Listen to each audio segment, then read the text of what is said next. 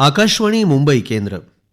जागतिक कीर्तीचे पर्यावरणशास्त्रज्ञ डॉक्टर माधवराव गाडगीळ यांची प्राध्यापक अनिल गोरे यांनी घेतलेली मुलाखत आपण ऐकणार आहोत. 6व्या भागाचा विषय आहे शास्त्रीय उकल निसर्गातल्या कोड्यांची. तर पर्यावरण विभागाच्या पाठिंब्यानं हा CES हा विभाग सुरू झाला. तुमची कामं तिथे सुरू झाली. तर त्यातल्या एकेका कामाकडे आपण नंतर येऊया. पण प्रथम मला असं विचारायचं की या CESच्या संकल्पनेमध्ये विद्यापीठांमध्ये जे विभाग असतात त्यांच्यापेक्षा कोणतं वेगळेपण जोपासायचं मनामध्ये होतं? 2-3 गोष्टी माझ्या मनात होत्या आणि बऱ्याच अंशी त्या यशस्वी झाल्या असं वाटतं. की विद्यापीठांमध्ये विशेषतः जीवशास्त्राचे, वनस्पतीशास्त्र, प्राणीशास्त्र, सूक्ष्मजीवशास्त्र हे असे जरा वेगवेगळे विभाग असतात. त्यांच्यात परस्पर फारसा संबंध नसतो. पण तुम्ही जर पर्यावरणाचा विचार केला तर त्यांचा एकत्र अभ्यास करणं हे फारच महत्त्वाचं आहे. त्यामुळे सगळ्या या गोष्टी एकत्र यायला पाहिजेत.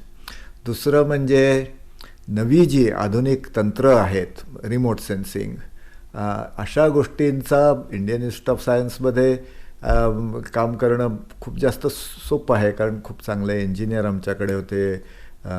रिमोट सेन्सिंगवरचं कामसुद्धा भारतात पहिल्यांदा जोरात दीक्षितलू नावाचे जे नंतर नॅशनल रिमोट सेन्सिंग एजन्सीचे संचालक होते त्यांनीच आमच्या संस्थेतच सुरू केलं होतं. ह्याचा या कामाशी चांगला दुवा जोडून द्यायला पाहिजे, इकॉलॉजीशी संबंध आणायला पाहिजे. आणि तिसरं महत्त्वाचं म्हणजे की संख्यात्मक अभ्यास, काळजीपूर्वक अभ्यास, सैद्धांतिक त्याला बैठक पाहिजे अभ्यासाला. केवळ काहीतरी वर्णनात्मक अभ्यास आणि तो सुद्धा काही व्यवस्थित मोजमाप न करता असं होता कामा नये. तेव्हा संख्यात्मक क्वांटिटेटिव्ह इकॉलॉजी आणि थिओरिटिकली ग्राउंडेड इकॉलॉजी, उत्क्रांतीच्या सिद्धांताचा विचार करून कसे हे सगळे इकॉलॉजिकल पॅरामीटर्स निर्माण झाले आहेत याचा विचार करून चांगलं काम व्हायला पाहिजे. आणि शेवटचं महत्त्वाचं म्हणजे चांगला फील्ड रिसर्च व्हायला पाहिजे. बाकीच्या विद्यापीठात याला जरा अडचणी होतात. बॉम्बे नॅचरल हिस्ट्री सोसायटीसारख्या संस्था अर्थात सलीम अलींच्या नेतृत्वाखाली मोठ्या प्रमाणात चांगलं फील्ड वर्क करत होत्या. पण त्या संस्थांमध्ये शास्त्रीय बैठकीच्या दृष्टीने थोड्या उणीवा आहेत. त्या आमच्याकडे भाडून काढता येतील आणि त्या जसं छान फील्डवर्क करतायत तसंच फील्डवर्क काही करायला हवं. त्यासाठी फील्ड रिसर्च स्टेशन्स आपण स्थापूया, त्यांना चांगला भक्कम पाठिंबा देऊया, तेही काम सुरू करूया. अशा निरनिराळ्या गोष्टीत इंडियन इन्स्टिट्यूट ऑफ सायन्समध्ये चांगलं काम करायची शक्यता जास्त आहे. ती केली गेली पाहिजे असा प्रयत्न केला. मला 1-2 प्रश्न इथे सुचत आहेत बरं का. एक प्रश्न जो आहे तो या संस्थात्मक जीवनाबद्दल आहे. म्हणजे जसं या विद्यापीठातल्या विभागांबद्दल बोलणं झालं, नंतर BNHS बद्दल झालं, तसं मग नंतर मला सेकॉनबद्दल पण विचारायचं आहे. पण सेकॉनकडे जाण्यापूर्वी BNHSच्या संदर्भामध्ये एक प्रश्न मला विचारायचा आहे की हे बरोबर आहे की त्यांचं फील्डवर्कमध्ये ती मंडळी आघाडीवर होती, सैद्धांतिक बाबतीमध्ये त्यांच्याकडे उणीवा होत्या, गणिती आणि संख्याशास्त्रीय कामाबाबत त्यांच्याकडं पुष्कळ उणीवा होत्या. पण काही गोष्टी आम्हाला जे जीवशास्त्रातली लोक नाही आहोत आम्हाला जरा आश्चर्य वाटतं की आम्ही ज्या गोष्टी एकमेकापासून दूर कल्पनाच करू शकणार नाही त्या गोष्टी एकत्र कोणीतरी अभ्यासल्या म्हणजे फार आश्चर्यकारक घडलं असं मला लोकांनी बोलताना दिसतात. उदाहरणार्थ म्हणजे सलीम अलींनी 1930 सालाच्या आसपास bird flowers and flower birds असे काहीतरी पेपर वगैरे लिहिलेले आहेत. ह्यापूर्वी अशा प्रकारचे हे परस्पर संबंध माहीत नव्हते का? इतकं नाही आहे. हे सलीम अलींचं काम फुलं आणि परागीकरण करणारे पक्षी यांच्या परस्पर संबंधावरती चांगलं काम झालं. यातलं पहिल्यातलं काम आहे हे खरं आहे. परंतु हे असा विचार यापूर्वी झाला नव्हता आणि पूर्णपणे त्यांनी पहिल्यांदाच केला असं नाही. आपण मगाशी चर्चा केली स्ट्रेसमान आणि जर्मनीतले त्यांचे संपर्क. तेव्हा 1926 साली मी नाव विसरलो, स्ट्रॉथ किंवा अशाच काहीतरी नावाच्या एका जर्मन शास्त्रज्ञांनी ह्याबद्दल चांगलं काम केलेलं होतं जगाच्या दुसऱ्या काही भागात. पण भारतात आणि एकूणच आपल्या या सगळ्या प्रदेशात जितकी विविधतेची फुलं आणि पक्षी परागीकरण करणारे हे आहेत इतके काही त्यांनी काम केलं त्या भागात नव्हतेही मला वाटतं. आणि ते त्या मानाने जरी ते पहिल्या 26 साली सलीम अलींच्या आधी झालेलं चांगलं काम होतं आणि सलीम अलींनी स्वतःच्या कामात त्याचा व्यवस्थित उल्लेख केलेला आहे की हे काम वाचून त्यांनाही काही काही कल्पना सुचल्या. तरी या विषयावरती केलेलं विस्ताराने चांगलं केलेलं काम हे त्यांचं काम जवळजवळ पहिल्या कामातलं निश्चितच आहे. असं त्यांच्या कामाची काय म्हणूया आपण शक्तिस्थान कुठलं? सलीम अलींच्या ह्या कामात एवढा गौरवानं उल्लेख होतो. सलीम अलींच्या कामाचं शक्तिस्थान मला वाटतं असं होतं की त्यांना अतोनात पक्ष्यांमध्ये आणि एकूण निसर्गसृष्टीमध्ये त्यांना अतोनात रस होता आणि ते मनापासून अगदी लहानपणापासून त्याचं बारकाव्याने निरीक्षण करत राहिले होते आणि एकाग्र चित्ताने त्याच्या मागे लागले. ते दुसरा कशाचाही विचारच करायचे नाहीत एका दृष्टीने. कारण माझी त्यांची कुटुंबियांची मग पुष्कळ चांगली ओळख झाली. त्यांच्या बहिणीकडे ते जन्मभर राहिले कारण त्यांच्या पत्नी जरा लवकरच वारल्या. त्या बहिणींची मुलगी लईक फतेह अली, त्यांची जफर फतेह अली, त्यांची तर आमची खूपच संबंध वर्षानुवर्षे आहेत. तर तेव्हा मग त्यांच्याकडनं असं सगळ्या बोलण्यावरनं कळलं हा गृहस्थ इतकं एकाग्र चित्ताने शास्त्रीय काम करणारं कोणी दुसरा मनुष्य मला माहितीच नाही आहे. कारण एक म्हणजे संसाराचे पाश काही नाही. त्याच्या पत्नी लवकरच वारल्या आणि त्यांना मुलं वगैरे काही नव्हती. त्यांच्या बहिणींनी आणि बाकी कुटुंबियांनी सगळी त्यांची जबाबदारी घेतली पैशाची सगळ्याची. त्यामुळे त्याच्याकडे ते पाहायचेही नाही. आणखीन त्यांना दुसरे कुठलेही संस्था वाढवायची नव्हती किंवा स्वतः म्हणजे बॉम्बे नॅचरलिस्ट सोसायटीला मदत त्यांनी पुष्कळ केली पण त्याची काही त्यांनी काळजी केली नाही. ते संस्थाला पैसे मिळवायचे जे करायचं आहे ते सगळे दुसरे ऑनररी सेक्रेटरी हे ते करतील, त्याची आपल्याला काळजी नाही.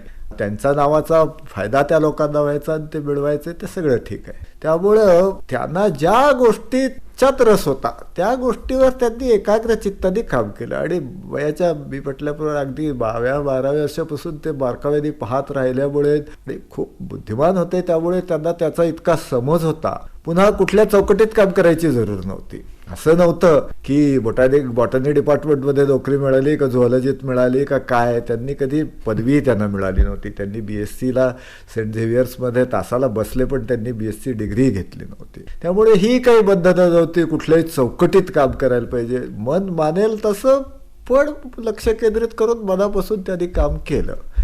ते ह्याच्यासारखंच या गवळणींवर माया विव्हरबर्ड्सच्या एकूण सगळ्या सामाजिक रचनेवरती आणि विशेषतः विणीच्या ऋतूमध्ये त्यांची कशी ती मोठ्या जमावानी घरटी बांधतात त्याच्यात काय होतात परस्पर संबंध नरांचे एकमेकांशी, नरांचे माद्यांशी, माद्यांच्यातल्या स्पर्धा, नरांच्यातल्या स्पर्धा, याचं सुद्धा त्यांनी जे सुरुवातीला काम केलं ते मोठं उत्कृष्ट काम आहे बर्ड सोशल बिहेवियरमध्ये सुद्धा.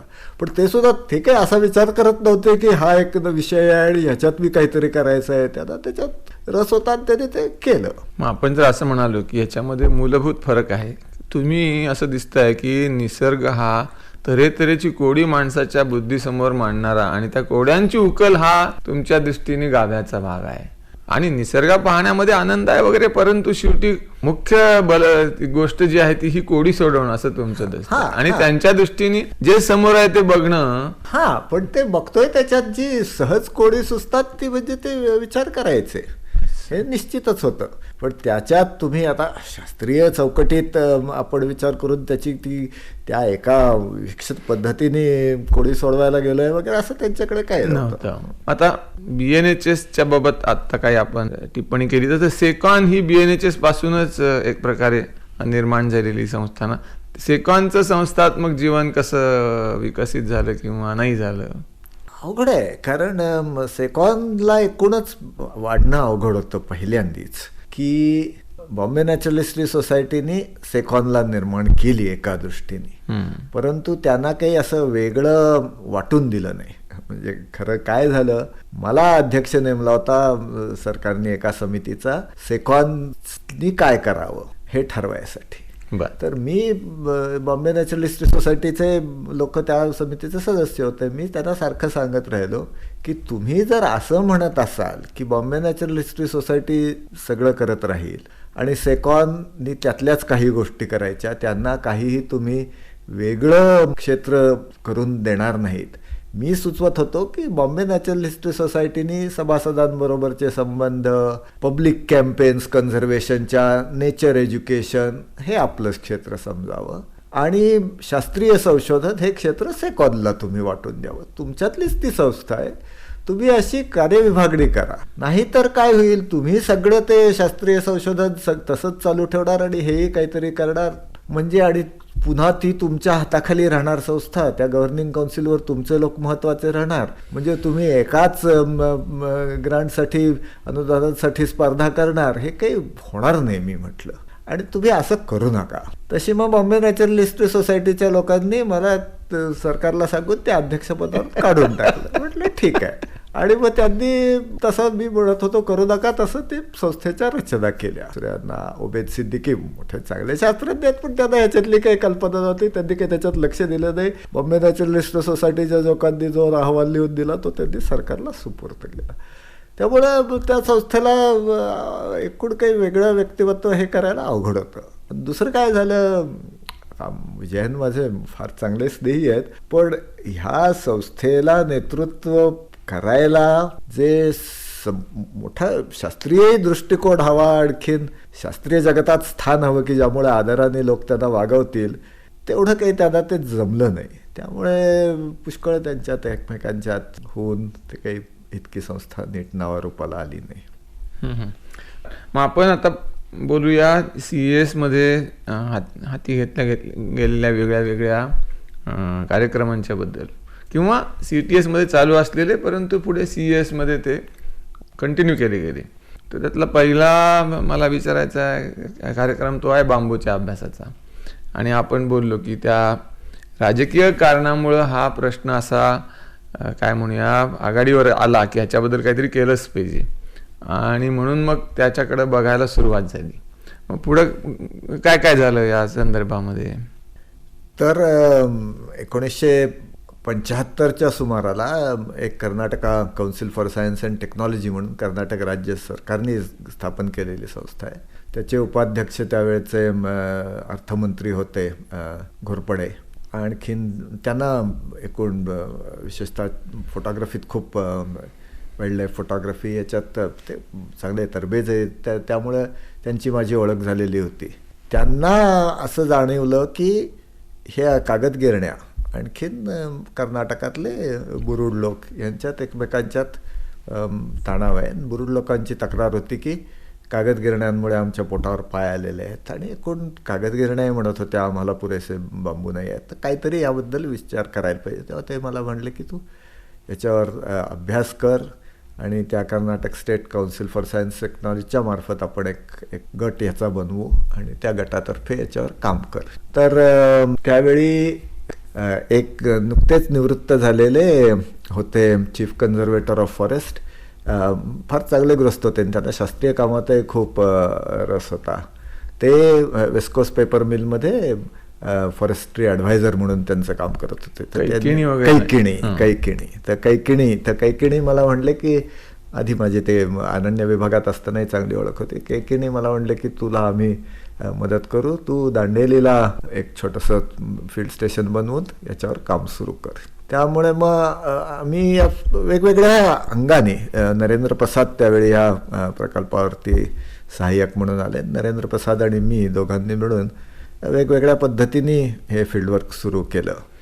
त्याच्यात अनेक गोष्टी दिसून आल्या. उदाहरणार्थ जेव्हा वेस्कोस पेपर मिलची स्थापना झाली त्यावेळी साधारण इतक्या प्रमाणात बांबू उपलब्ध असेल तर कागदगिरणी व्हावी असं कल्पना असल्यामुळे बांबू किती प्रमाणात उपलब्ध आहे ह्याची अतिशयोक्ती केली जाऊन त्याचं समर्थन केलं गेलं होतं. आम्ही पुष्कळ फील्डवर्क करून दाखवलं की जे त्यावेळेचे अंदाज होते बांबू किती आहे ते चुकीचे होते. साधारण थोडक्याने चुकीचे नव्हते, प्रत्यक्षात होतं त्याच्या साधारण 10 पट दाखवला गेला होता. त्यानंतर ज्या पद्धतीने बांबू तोडला जायचा वगैरे ते अरण्य विभागाचं म्हणणं होतं की अगदी शास्त्रोक्त आहे. पण ती जी तथाकथित शास्त्रोक्त पद्धत त्यांनी मांडली होती त्याला शास्त्राचा खरा आधार नव्हता. शास्त्रोक्त म्हणजे काही केवळ एक असा फॉर्म्युला दिला की तो शास्त्रोक्त होत नाही. त्या फॉर्म्युल्याला काहीतरी पाठबळ असायला हवं ना. प्रत्यक्ष निरीक्षणांचं ते पाठबळ नव्हतं. सगळ्याच अरण्य खात्यांच्या सगळ्याच योजनाच्या बाबतीत हे दिसून येतं. त्यांना काय वाटतं की काहीतरी असा फॉर्म्युला लिहिला की ते शास्त्र झालं. त्यांना हे डोक्यातच नाही आहे की शास्त्राचा अर्थ की केवळ फॉर्म्युला लिहिल्याने शास्त्र होत नाही. तर फॉर्म्युला बरोबर आहे हे दाखवायला काहीतरी तुमच्याकडे डेटा पाहिजे. ते तावून सुलाखून पाहिलं गेलेलं असलं पाहिजे म्हणजे ते होतं. एनिवे तर तो शास्त्रोक्त नव्हता. आणि मग त्या अभ्यासात आम्ही असं दाखवून दिलं की जर प्रत्यक्ष निरीक्षणाच्या यांनी त्यांनी जो मांडलेला आहे की ह्या पद्धतीने कापली तर बांबू निरंतर व्यवस्थित राहील वाढत, ते खरं नाही. तिसरं असं होतं की कैकेडींची स्वतःच्याच डोक्यात एक कल्पना होती. कुठल्याही बांबूच्या बेटाला त्याच्या तळाशी बुडाशी मोठ्या प्रमाणात काटेरी फांद्याहून एक असे काटेरी आच्छादनच निर्माण होतं. त्यांना वाटायचं की काटेरी आच्छादनमुळे बांबूची वाढ खुंटते आणि हे काही बरोबर नाही. ते काटेरी आच्छादन काढून टाकावं म्हणजे बांबूची वाढ जास्त चांगली होईल आणि अर्थात बांबू कटाई करायलाही सोपं जाईल. तेव्हा मिलच्या तर्फे पैसे देऊन मुद्दाम कामगार लावून ते काटेरी आच्छादन कापून घ्यायचे. मोठ्या प्रमाणात हजारो हेक्टरमध्ये सगळं ते त्याचं क्लम्प क्लिनिंग ऑपरेशन असं एक त्यांचं बजेट हेडच होतं. ते चालायचं.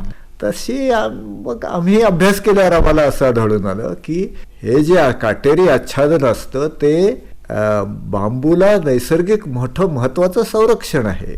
कारण जे बांबूचे नवे कोंब येतात ते कोंब खायला माणसंही खातात. अर्थात माणसांना ते खायच्या वेळी कारण त्याच्यात सायनाईड असतं पुष्कळ. ते मिठाच्या पाण्यात घालून धुवून व्यवस्थित त्यातलं सायनाईड काढून खायला लागतं. पण एकदा ते केल्यावरती प्रक्रिया केल्यावर माणसांनाही ते खायला खूप आवडतात.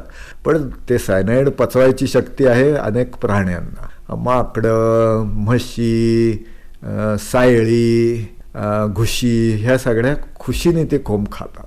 आणि ते काटेरी आच्छादन काढल्यावरती ते कोंब इतके चटकन त्यांना खायला सापडतात की ते नवे कोंबातलं नवा कळक जे निर्माण व्हायला हवे ते होऊच देत नाहीत. त्यामुळे त्याची वाढच खुंटून जाते. आणि मग तुम्ही त्यातले थोडे थोडे काढत राहिला तर वाढ पुन्हा नवी झालीच नाही तर तो संपूनच जातो. असंही मिळालं. नंतर त्यांचे दुसऱ्याही काही कल्पना होत्या की वणवे लागले की त्यामुळे बांबूची वाढ कमी होते, विशेषतः नवी रोपं नीट वाढत नाहीत. त्याचे आम्ही प्रत्यक्ष प्रयोग केले. आणखीन दाखवलं की उलटं थोडे वणवे लागल्यावरती बांबूची रोपं जास्ती जोमाने वाढतात. अशा अनेक चुकीच्या समजुती होत्या. पण मुख्य दोन गोष्टी होत्या की एक म्हणजे शिस्तनी जे काम कापले जायला हवे ती काही प्रत्यक्षात होत नव्हती. मोठ्या प्रमाणावर त्यांच्या मांडून दिलेल्या शिस्तीच्या बाहेर तोड व्हायची. तो एक भाग झाला. आणि गिरण्याचे जे कंत्राटदार होते ते ही अशी गैरशिस्त तोड करण्यात होते. आणि दुसरं म्हणजे पैसे खर्च करून गिरण्या हे जे काटेरी आच्छादन काढत होते त्यांनी मोठं नुकसान होत होतं. अशा अनेक कारणांनी बांबूची प्रचंड हानी होत होती. आणि निरंतर बांबूचा वापर मर्यादित क्षेत्रातून होईल असं अजिबात न होता एक क्षेत्रात बांबू नष्ट होऊन जास्ती पसरत जाऊन आणखी वेगवेगळ्या क्षेत्रातून बांबू आणून एकूणच बांबूचा नाश देशभर पसरत चाललेला होता. आणि मग ह्या लोकांचं म्हणणं, या बुरुड मंडळींचं म्हणणं की आमच्या पोटावर पाय येतोय, ही गोष्ट खरी होती का? ही गोष्ट निश्चित खरी होती. आणि एवढंही खरं होतं, मी जसं थोड्या वेळापूर्वी बोलत होतो त्या वडी पिंपळ उंबराबद्दल, त्या बुरुड लोकांना आणि खेड्यातल्या लोकांना हे समजतही होतं की हे काटेरी आच्छादन हे त्या बांबूला संरक्षण आहे. त्यांनी आम्हाला सांगितलंय की आम्ही तोडताना आम्ही ते पहिले 5-6 फूट उंचीवर काटेरी आच्छादन तसंच सोडून वरतून तोडतो. हे गिरणीचे लोक उगीच ते सगळं काढून बुडापासून तोडायला जातात, त्यामुळे ते नाश होतो. हे लोकांना समजतही होतं आणि ते तसं म्हणतही होते. अच्छा. आणि मग त्या गवळी धनगरांच्या बद्दल या गिरणीवाल्यांचं काहीतरी होतं. गवळी धनगर म्हणजे गिरणीवाले म्हणले की बांबूचा नाश का होतोय, तर त्यांनी जी कारणं दिली त्याच्यातलं एक महत्वाचं कारण त्यांच्या मते मोठ्या प्रमाणात गवळी धनगरांच्या म्हशी रानात चरतात आणि त्यामुळे बांबूचा नाश होतो. तर एक गोष्ट खरी होती की त्यांनी ते काटेरी आच्छादन काढल्यावर ते म्हशी जाऊन खुशीने चरायच्या, पण ते काटेरी आच्छादन असलं की त्या म्हशीनं त्या कोंबाला तोंड लावता येत नाही. परंतु ह्या बांबूचा पाला गुरांना चारा म्हणून हवा असतो ना, का नाही? तर काही मोठ्या प्रमाणात नाही. तशी त्या दृष्टीने तोड व्हायची नाही. असं नाही तर म्हटलं गुरं राखी मंडळी हातात मोठाले बांबू आणि त्याला शेवटी आकडी लावून वरून गोष्टी हव्या त्या तोडून आपल्या गुरांना खायला घालतात. हा, पण मोठ्या प्रमाणात ते शेळ्यांसाठी जास्त, बकऱ्यांसाठी ते जास्त केलं जातं. इथे तो प्रश्न नव्हता प्रश्न. बरं, आपण गवळी धनगरांच्या बद्दल आणखीन बोलूया, पण तत्पूर्वी मला 2 वनस्पती जातींबद्दल विचारायचंय, कारण काहीतरी अशाच प्रकारचा अभ्यास केला गेला ना CES मध्ये. एक म्हणजे पाईन आणि दुसरं म्हणजे युकॅलिप्टस. हा, आता एकूणच हे बांबूवर मी काम केलं, त्यामुळे वनव्यवस्थापनाबद्दल काहीतरी शास्त्रीय काम करणारा हा मनुष्य आहे असं दिसलं लोकांना. आणखीन वेगवेगळे जेव्हा वाद निर्माण झाले तेव्हा मला त्यांनी विचारलं, तर उदाहरणार्थ बस्तरमध्ये मोठ्या प्रमाणावर एक ट्रॉपिकल पाईनची जात आहे, म्हणजे सूचीपर्णी वृक्ष साधारण हिमालयात आपल्याकडे आहेत नैसर्गिक, पण दुसरा एक दक्षिण अमेरिकेतनं आणलेला, मध्य अमेरिकेतनं आणलेला जात होती की जी बस्तरसारख्या भागात सुद्धा चांगली वाढू शकेल. तेव्हा असं एक योजना होती मध्य प्रदेश अरण्य विभागाची की बस्तरमध्ये मोठ्या प्रमाणावरती सालाची जी नैसर्गिक जंगलं आहेत ती तोडून ह्या पाईनची लागवड केली जावी. मग त्याच्याविरुद्ध तिथल्या विशेषतः आदिवासींपैकी राजकीय पुढाऱ्यांनी आणि आदिवासींनी आंदोलन केलं की हे आम्हाला साल हे फार आमच्या जीवनोपयोगी जात आहे, ती नष्ट करून मोठ्या प्रमाणावर पाईन लावणं हे काही योग्य नाही. तर त्याबद्दल एक समिती स्थापली गेली होती. इन्स्पेक्टर जनरल दळवी होते त्यावेळी, त्यांच्या अध्यक्षतेखाली मी एक सदस्य होतो. तर मग मुख्य मुद्दा असा होता की ही पाईन प्लांटेशन जी करतोय त्याच्यातनं उत्पादन किती होईल. तर त्याच्याबद्दल आधीचा अनुभव असा होता की जे लोक अंदाज सांगतात इतकं उत्पादन होईल आणि त्याच्या आधारावर त्या समर्थनावर ही प्लांटेशन सुरू करतात, ते काही खरं असेल असं मानायचं कारण नाही. युकॅलिप्टसचा त्याच्या बाबतीत मोठा अनुभव असा आलेला होता आणि त्या दृष्टीने आम्ही थोडं काम केलं होतं आधी, की जेव्हा सह्याद्रीवरच्या मोठ्या पावसाच्या प्रदेशात नैसर्गिक अरण्य तोडून युकॅलिप्टसची, निलगिरीची मोठ्या प्रमाणावर प्लांटेशन करायची अशी योजना मांडली गेली, तेव्हा त्यांनी त्या जे प्रोजेक्ट रिपोर्ट्स बनवले त्याच्यात त्यांनी लिहिलं होतं की कमीत कमी 14 टन हेक्टर दर वर्षाला ते 28 टन हेक्टर दर वर्षाला या प्रमाणात ह्या युकॅलिप्टसचं उत्पादन होईल. आणि प्रत्यक्ष काय अनुभव आला, त्यांनी हे काही व्यवस्थित खरं काय करायला पाहिजे, काही वर्ष, आणि या गोष्टी काही 2 वर्षात होणार नाहीत कारण ही झाडांच्या रोपणाचा प्रश्न आहे, ते 10-12 वर्ष तरी निदान युकॅलिप्टस वाढवून पाहायला हवा होता या अशा प्रदेशात, सह्याद्रीच्या जास्त पावसाच्या प्रदेशात, आणि किती उत्पादन होतं ते पाहायला हवं होतं आणि मग हे अंदाज मांडायला हवे होते. तसं काही केलं गेलं नव्हतं. प्रत्यक्षात काय झालं, एक बुरशीचा रोग, पिंक डिसीज, हा या जास्त पावसाच्या प्रदेशात युकॅलिप्टसवर प्रचंड पसरतो. आणि आम्ही मग सगळा स्टॅटिस्टिक्स आम्ही गोळा केलं होतं. 1.5 ते 3 टन फक्त हेक्टरला उत्पादन झालं, 14 ते 28 सोडाच. तर पुन्हा तो एक ऑर्डर ऑफ मॅग्निट्यूड त्यांच्या अंदाजाच्या 1 तुम्हाला उत्पन्न प्रत्यक्षात मिळालं. तसे मग आम्ही म्हटलं आहोत ते पाईन प्लांटेशनचं काय आहे, किती उत्पादन तरी किती आहे. ते म्हणले नाही आमचे तिथे एक पायलट प्लांटेशन आहे. ठीक आहे म्हटलं, मग ते पायलट प्लांटेशनचं काय डेटा आहे. त्यांनी काहीतरी असेच थापा मारायची तर खूप सवय असते आणि ते म्हणले असं एवढं उत्पादन आहे. मी म्हटलं ठीक आहे, पण ते आम्ही प्रत्यक्ष जाऊन पाहतो की हो, आणि तुमची काहीतरी तिथे लॉगबुक्स असतील, काहीतरी असेल ती दाखवा, त्याच्यावरनं आम्ही मोजतो, आम्हाला एक थोडा हिशोब करता येतात, तर कळेल की आहे का खरोखरच तिथे. तर काय, मग आम्ही जेव्हा प्रत्यक्ष तिथे गेल्यावरती कळलं की कुणी कधी ते काही मोजमाप केलंच नाहीये. थोडीफार इकडे तिकडे पाईन, त्यांचं जे सॉर्ट ऑफ पायलट प्लांटेशन होतं, थोडेसे पाईन लावले होते, पण कुणीही त्याचं काही व्यवस्थित नोंद ठेवलीच नव्हती पहिल्यापासून शेवटपर्यंत, आणि ते आपलं ठोकून देत होते. इतकं होतं, म्हणजे जेवढं हवं होतं तितकं होतं असं सांगायचं. तेव्हा अंदाज म्हणजे खरोखर इच्छा फक्त. तेव्हा मग आम्ही ते दळवींना सांगितलं आणि असं आहे. मग मोठी गंमत झाली. मग आता तर काय आपल्याला हे समर्थन करता येणार नाही, आणि दळवी तसे प्रामाणिक गृहस्थ होते. तर मग काय करायचं, तर हा पाईन प्लांटेशन प्रोजेक्ट रद्द करायचा असा अहवाल द्यायचा. ठीक आहे, आमची समितीची सभा झाली, ते एकमताने मान्य झालं, रद्द करायचं असा अहवाल द्यायचा. आणखीन मग दुसरं काय करायला हवं, तर पर्यायी काही काही सुचवायचे.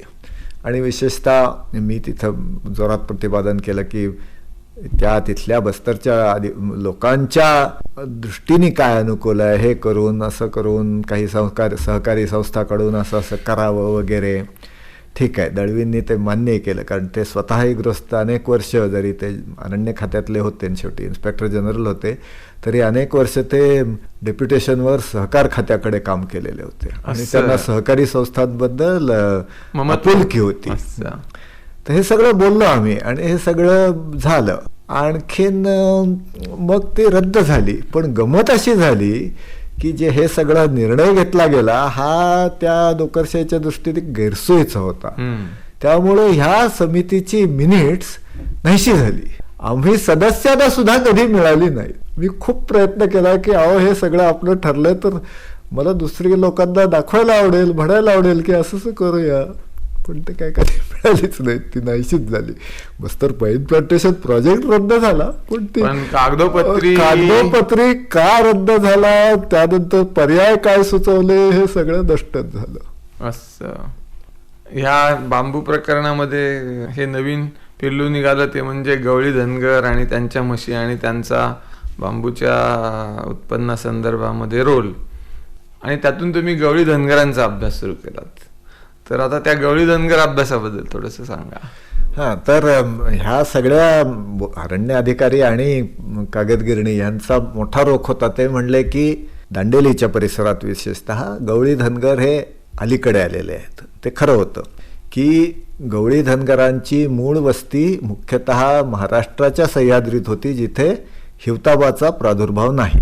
पण मग जेव्हा हिवताप निर्मूलन मोहीम सुरू झाली, तेव्हा या दांडेली आणि म्हणजे साधारण राधानगरीच्या उत्तरेला केव्हाच मलेरिया नव्हता. काय कारण आहे नक्की कळत नाही. ते ऐतिहासिक सगळे तपासले, जे काही उपलब्ध आहेत साधनं, त्याच्यात दिसतं की राधानगरी गडहिंग्लजच्या उत्तरेला मलेरिया नव्हता आणि राधानगरी गडहिंग्लजच्या दक्षिणेला पुष्कळ होता.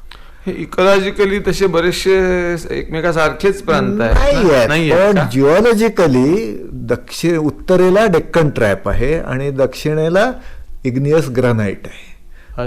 जिओलॉजिकली जिओमॉर्फॉलॉजिकली हे वेगळे आहेत. हा, आणि त्याचं काय आहे, त्यामुळे थोडंफार वनस्पती जीवन वेगळं आहे आणि नक्कीच प्राणीजीवन हे वेगळं असावंच, आणि काही कारणाने बरोबर त्याच रेषेवर डेक्कन ट्रॅप मध्ये हा आपला जो काळा पत्थर आहे त्याच्यात नाही आणि भुसभुशीत आहे जास्ती, आणि ज्या दक्षिणेतल्या काळ्या शिळा आहेत जास्त घट्ट आहेत, तिथे त्या सगळ्या प्रदेशात हिवताप मोठ्या प्रमाणात. तेव्हा ते म्हणले की हे आलेत आणि हे इथे बसलेत, आणि हे तिकडचे म्हणजे एका दृष्टीने हेही थोडंसं त्याच्या मागचं होतं, हे मराठीला प्रांतातले घुसलेत आणि ह्यांच्यामुळे नुकसान होतं. तर मी सहज त्यांची तोंड ओळख करून घ्यावी. मग माझ्या लक्षात आलं शिवाजीच्या चरित्रातली प्रसिद्ध कहाणी आहे हिरकणीची. ती हिरकणी ही गवळी धनगरच होती ना. ती दूध द्यायला आली होती वरती गडावरती, आणखीन मग मूल खाली राहिलं म्हणून मग ती कड्यावर गेली, आणि त्या धनगरांना अशा डोंगरातल्या सगळ्या वाटा माहिती असतात. ते सगळं आहे इतिहासात. दुसरी गोष्टी असतात की इंग्रजांना जेव्हा बोरघाटात रस्ता काढायचा होता आणि पुण्याला पेशव्यांशी लढाई सुरू असताना, तेव्हा त्यांनी शेवटी तिथं धनगरांना खोटी प्रलोभनं दाखवून काहीतरी करून तो रस्ता जाणवून घेतला. नाही तर इंग्रजांना तो रस्ता सापडत नव्हता. धनगरांच्या एकूण डोंगरातल्या गोष्टी पुष्कळ आहेत. पण दिवे हिरकणी एक खास मनातली असल्या म्हटलं हे आपले लोक आहेत, तर काय आहे काय समजून तर आपण घेऊया. मग त्यावेळी मला आठवलं की इरावतीबाई कर्व्यांचा शेवटचा मोठा संशोधक प्रकल्प होता तो महाराष्ट्रातल्या धनगरांबद्दल. त्यातले गवळी धनगर ही एक उपभाग झाला, पण मग मेंढके, आणखी अनेक निरनिराळे धनगर लोक आहेत, झेंडे म्हणून आहेत, या सगळ्या धनगरांचा त्यांनी अभ्यास केला होता. पण त्याचं मुख्य काम, प्रत्यक्ष काम केलं होतं कैलाश मल्होत्रा, तो त्यांचा PhD विद्यार्थी होता आणि त्यांचं इरावतीबाईंचं त्याच्या मल्होत्राबद्दल खूप चांगलं मत होतं.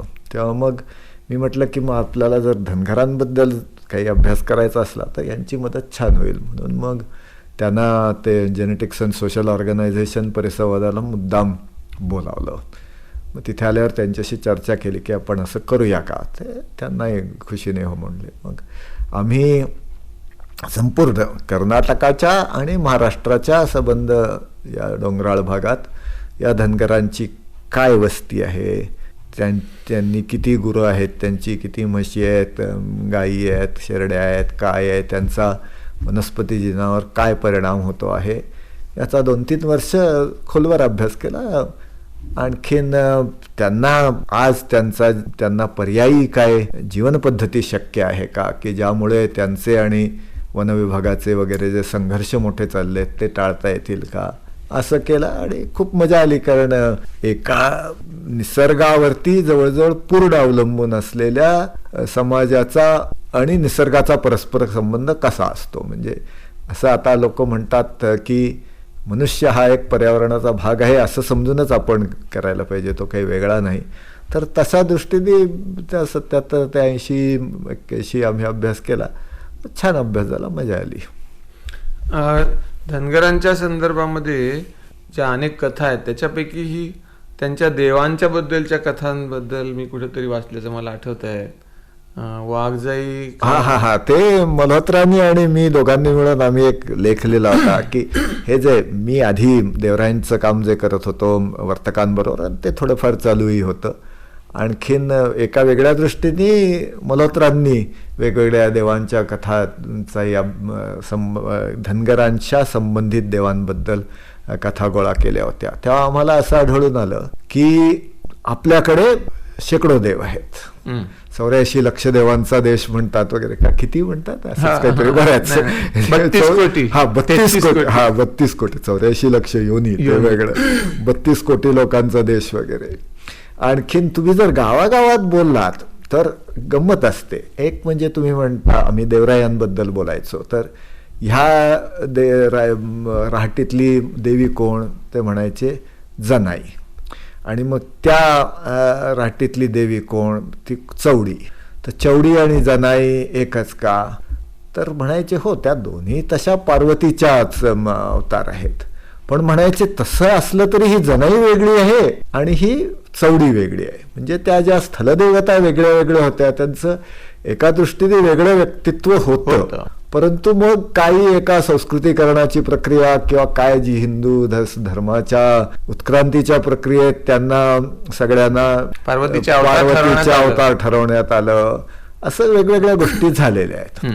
पण मग त्यांचं त्या देवांचं आणि देवींचं भांडण, असे गोष्टी सांगायचे लोक. हे म्हणायचे ही वाघजाई आहे आणि ही शिरकाई आहे. आहेत त्या दोन्ही पार्वतीच्याच अवतार, पण वाघजाईचं शिरकाईचं फार भांडण. हो, काय भांडण. वाघजाई आहे ती धनगरांची देवी आहे आणि शिरकाई आहे ही शिर्के कुळातल्या मराठ्यांची देवी आहे. आणखीन मग त्यांचं प्रचंड भांडण झालं. मग शेवटी वाघजाई उठून वरती गेली पठारावर राहायला. अशा त्या गोष्टी सांगायचे. मग आम्ही म्हटलं की मग इथल्या समाजांचा काही इतिहास आहे का, तर प्रत्येकाकडे देवांचा इतिहास असायचा, समाजांचा इतिहास असायचा त्यांच्या जातीचा. ते म्हणायचे हो अहो धनगर खरे या मुशेखोऱ्यात राहायचे आधी, पण मग नंतर वनगोजी शिरका आला, तो राजस्थानातनं आला म्हणे. तो वनगोजी शिरका आला, त्याला मराठ्यांची वस्ती, त्या शिर्के मराठ्यांची वस्ती त्याच खोऱ्यात करायची होती. मग त्यांची लढाई झाली, मग धनगर हारले. आणि म्हणजे धनगर हारले आणि मग धनगरांची देवी पठारावर निघून गेली आणि शिर्क्यांची शिरकाई इथं येऊन बसली. असं आम्हाला निंदाळा अभ्यास करतात दिसून आलं की ते देवांच्या संदर्भात ज्या त्यांच्या संघर्षाच्या देवांच्या इतिहासाच्या गोष्टी सांगायच्या, ते आणि समाजांचा इतिहास हे समांतर चाललेले आहे, किंवा समाजात परिवर्तन कसं होतं तेही समांतर चाललेलं आहे. ते मल्होत्रांना दिसत होतं की मेंढपा धनगरांबद्दल त्यांनी आता अभ्यास केला होता की त्यांना जर गावाच्या जवळ बसायचं असलं तर त्यांना काही काही त्यांच्या सवयी, उदाहरणार्थ देवीस पुढे बकरी बळी देणं हे बंद करण्याची जरूर होती. नाहीतर गावातले लोक त्यांना तिथं गावात परवानगी देत नव्हते यायला, कारण त्या गावातल्या लोकांना गावाच्या सरहद्दीत बकरी कापलेले नको होते. तर मग त्यांना शेवटी पूर्वी ते हिंडत असायचे, पण आता ते हिंडायला इतकं शक्यता राहिली नाही. अनेक भटक्या जमाती खूप स्थायिक झाल्या आहेत. मग त्या स्थायिक होताना त्यांनी देवीच बदलून एक मुंबई देवी आणली, आणि ती मुंबई देवी शाकाहारी देवी, आणि पहिली देवी सोडूनच दिली, आणि शाकाहारी देवी आणून त्या शाकाहारी देवीचं मुंबईतली मुंबई आणून तिचं देऊळ बांधून ते गावात राहायला आले. असंही परावर्तनात दिसतं. त्यामुळे एकूण देवांचा आणि समाजांचा इतिहास आणि परावर्तन, तेव्हा त्याचा परस्पर संबंध काय, आणि देवांच्या इतिहासातनं आपण समाजातला इतिहास कसा समजून घेऊ शकू वगैरे, असा आम्ही एक अँथ्रोपॉलॉजिकल निबंध दोघांनी म्हणून लिहिला होता. डी कोसंबींनी अशा प्रकारची विचार करण्याची पद्धत उपयुक्त आहे असं म्हटलेलं आहे. हो हो हो. आणि त्यांनी म्हणलेलंही होतं, त्यांनी एक सांगितलं होतं, बापूजी बाबा म्हणून एक देव आहे, तोही आपल्या मावळातच असतो, आणि तिथल्या काही देवी त्यांच्या भांडणाबद्दल त्यांनी काही थोडेफार उल्लेख केले होते त्यांच्या लेखात. तेव्हा त्यांनी ही कल्पना छोट्या अगदी प्रमाणात मांडलेली आहे त्यांच्या लेखात. आणखी एक गोष्ट धनगरांच्या संदर्भात डी कोसंबींनी मांडलेली असावी असं मला वाटतंय, ती म्हणजे पंढरपूरची वारकऱ्यांची वारी ही मुळामधली धनगरांच्या पुढं मागं जाण्याच्या वार्षिक चक्राची प्रतिबिंब आहे, असं काही त्यांनी म्हटलेलं आहे का? असेल, हे माझ्या स्मरणात नाही आहे. कारण जेव्हा पाऊस सुरू होतो आणि जेव्हा सह्याद्रीच्या शिखरावरती परिस्थिती ही गुरांना घेऊन राहण्यासाठी सुखाची राहत नाही, तेव्हा धनगर अपेक्षा अशी आहे की पशुपालक मंडळी डोंगर सोडून कोरड्या कमी पावसाच्या प्रवेशात राहतील. उलट जेव्हा पाऊस उरकेल तेव्हा ते परत येतील. तर ही पावसाच्या काळामध्ये निघालेली ही वारी जी आहे ही खरं मावळातून पूर्वेला कोरड्या प्रदेशामध्ये जाणारी आहे. आणि आणखी एक मला वाटतं त्यांनी पुरावा असा दिला आहे की खरोखरी जर आळंदी आणि देहू सारख्या गावावरनं पंढरपूर नामक गावाला चालत जायचं असेल तर शहाणा मनुष्य हा त्यातल्या त्यात, ज्याला आपण ॲज क्रो फ्लाईज म्हणतो, किंवा सपाट जमिनीवरून मार्ग काढेल, आणि तो मार्ग त्यांच्या मतानं आजचा जो पुणे सोलापूर हायवे आहे त्याप्रमाणे त्याला अनुसरून असेल. उलट वारी मात्र हडपसरपाशी महामार्ग सोडते आणि मुद्दाम डोंगरात शिरते, आणि डोंगर मार्गाने ती शेवटी पंढरपुराकडे जाते. आणि त्याचा अन्वय असा सांगितला आहे असं मला वाटतंय की ह्या संबंध प्रवासाच्या काळामध्ये रोजच्या रोज तुमच्या गुरांच्या काफिल्याला चारा आणि पाणी मिळालं पाहिजे, आणि तुम्ही जर एकदम ह्या खालच्या प्रदेशात आलात तर ते मिळण्यात अडचण होते, आणि त्यांनी जो मार्ग आज वारीचा आहे त्या मार्गावरती चारा आणि पाणी मिळण्याची शक्यता, असं काहीतरी. हे पूर्ण शक्य वाटतंय, परंतु मी हे वाचल्याचं किंवा विचार केल्याचं आता तरी स्मरणात नाहीये. जागतिक कीर्तीचे पर्यावरणशास्त्रज्ञ डॉक्टर माधवराव गाडगीळ यांची प्राध्यापक अनिल गोरे यांनी घेतलेली मुलाखत आपण ऐकत होतात. 6व्या भागाचा विषय होता शास्त्रीय उकल निसर्गातल्या कोड्यांची. सादर करते शैलेश माळोदे. निर्मिती आकाशवाणी मुंबई केंद्र.